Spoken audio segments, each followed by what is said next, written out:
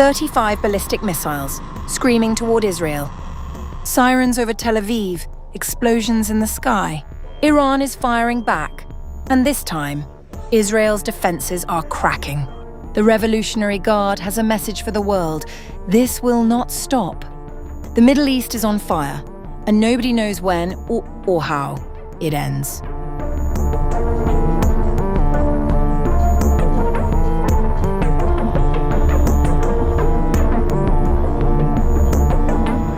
Some 35 ballistic missiles, drones, and precision-guided munitions had been launched from Iran towards Israel, according to preliminary Israeli military assessments. Some were intercepted by air defense systems. Others came down in open areas. In northern Israel, a 9-story building was struck after fragments from interceptor missiles landed on it, leaving one man in his 50s with minor injuries. Explosions were then reported in Tel Aviv as a fresh wave of Iranian missiles triggered sirens across central Israel. The Israeli army warned repeatedly that its defenses were not impenetrable, urging the public to stay close to shelters. At one point, the Home Front Command briefly allowed residents to step outside protected spaces, only to order them back in minutes later as another barrage came in.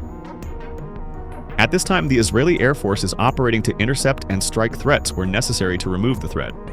The defense is not hermetic, and therefore it is essential that the public continue to adhere to the Home Front Command's guidelines. The public is requested to continue to follow the instructions of the Home Front Command. The war was spreading beyond Israel's borders, too. In Iraq, at least 2 fighters from the Popular Mobilization Forces, an umbrella group of largely Iran-aligned Shia paramilitary factions, were killed in airstrikes south of Baghdad, near Jurf al-Saka. Jordan shot down 2 ballistic missiles over its territory, with no immediate claim of responsibility. Iran's Revolutionary Guard, for its part, showed no sign of letting up. This operation will continue relentlessly until the enemy is decisively defeated. All U.S. and Israeli military targets in the Middle East are considered legitimate targets. As the smoke billows over the skies and explosions ring across the Middle East, the world seems to be headed for a big war. And this time, it might last more than just 12 days. They struck first. Now Iran is striking back. Missiles over northern Israel, drones in the sky, and 2 leaders, Trump and Netanyahu, with one declared mission: topple the regime.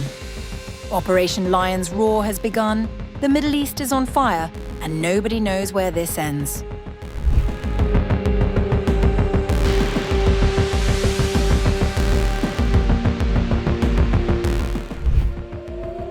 Explosions rocked northern Israel as Iranian missiles came streaking across the border, hours after the US and Israel launched a joint offensive against Tehran. The Israeli military confirmed the incoming fire, warning citizens that air defenses were working to intercept the missiles, but cautioning that the shield was not impenetrable. The army was quoted by Al Jazeera as saying that an additional barrage of missiles was launched toward Israel. Iran's IRGC later confirmed that it has launched missiles and drones towards Israel following the US-Israeli attacks. In response to the aggression of the hostile and criminal enemy against the Islamic Republic of Iran, the first wave of extensive missile and drone attacks by the Islamic Republic of Iran towards the occupied territories has begun. Meanwhile, Iran's state television said Tehran was preparing to take revenge on Israel and deliver what it called a strong response as the confrontation between the 2 countries deepened into open warfare. An hour ago, Israel and the United States set out for a joint campaign, Operation Lion's Roar. The objective of the operation is to put an end to the threat posed by the Israeli regime in Iran. At this time, the IDF is attacking the objectives of this regime, the bases of the Revolutionary Guards, and, together with the U.S. Army, the sites of ballistic missiles that threaten both Israel and the U.S. forces. US President Trump, speaking from Washington, was equally unambiguous. A short time ago, the United States military began major combat operations in Iran.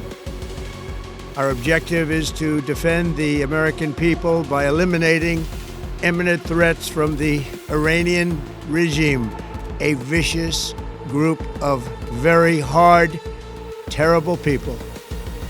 Its menacing activities directly endanger the United States, our troops, our bases overseas, and our allies throughout the world.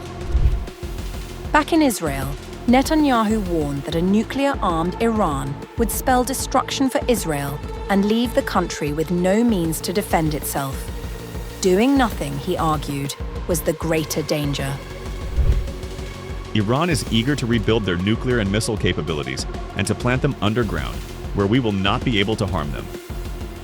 If we do not stop them now, they will become untraceable. And in the name of this, their representatives in the negotiations are trying to buy time with our American friends. According to Al Jazeera, strikes have hit Tehran along with Kermanshah, Loristan, Tabriz, Isfahan, and Karaj. Reports from Tehran suggest the district of Pasteur, home to the presidential palace, was also struck, with people wounded in the area being taken to hospital. No senior Iranian official has been confirmed killed.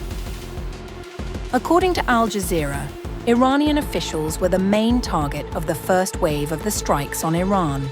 An Israeli source tells Channel 12 of very significant harm to senior figures in the Iranian regime and indications of direct hits.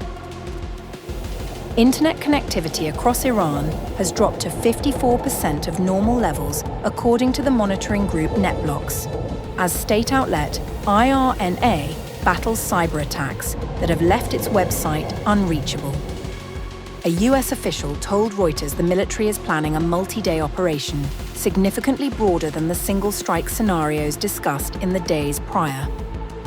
Netanyahu also spoke directly to the Iranian people, telling them the time had come to break free from what he called the murderous grip of the Ayatollahs. We have a common enemy, the murderous regime of the Ayatollahs, which took over you through the forces of oppression of the Revolutionary Guards and the Basiji. They are the ones who destroyed your wonderful country, destroyed it to the core. They are the ones who slaughtered protesters in front of you. The offensive comes days after both sides wrapped up nuclear talks in Geneva, the second time US-Israeli strikes have cut across active diplomacy with Tehran.